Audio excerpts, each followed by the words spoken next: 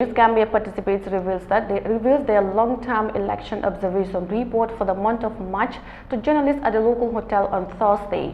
The civil society group observed the use of state-owned vehicles by the NPP delegates at the nomination of Samin Jai, Mohamed Ndao and Usman Wada.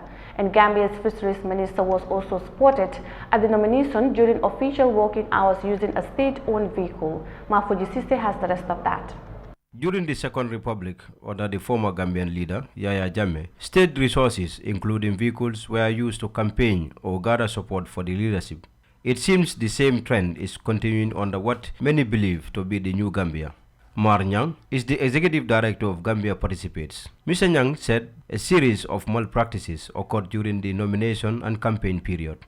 In week 1, 8% of LTOs reported voter education campaigns targeted at women, 10% witnessed or were exposed to voter education campaigns targeted at youth, while 2% were exposed to voter education campaigns targeted at persons with disability.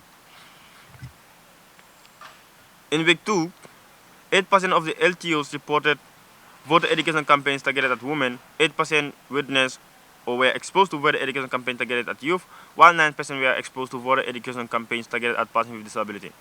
This was common in Fonyi Bondali, Ol Yundum, and Combo South.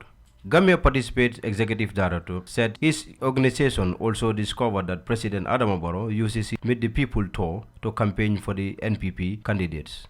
GP observers were instructed to indicate whether government vehicles had been used to organize rallies, including to transport materials to or from a rally site, or for candidates to travel and make campaign speeches, or if a party is dominating the scene using the state-owned media. Positive responses indicate a violation of the Electoral Code and abuse of elected offices. Nationwide, 6% of GP observers reported or witnessing or hearing of such misuse of government vehicles.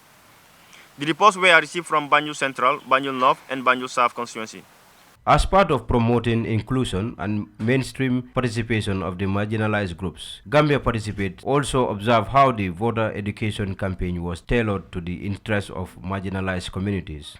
The Gambia Participates observed that most in-person rallies were organized by APRC, GDC, NPP, UDP, PDOIs, and Citizen Alliance before the date allocated by the electoral body. Our press conference is about the election observation report that they made during the past presidential elections. Some of the issues that they observe is the migrations of the Fonyi residents that were running away from the battle that took place between the MFDC separatist movement and the Senegalese soldiers. And the other issue is that they observe is the state resource being used by President Barrow and his entourage. One of the key things that they highlight is seeing of James Gomez attending a political rally with his government vehicle. They also recommend to the IEC to urge the government to desist from some of those things using the state resources. Then again, they also advise the IEC to put in consideration some of the issues. For Eyeafrica News, Mafuji Sise.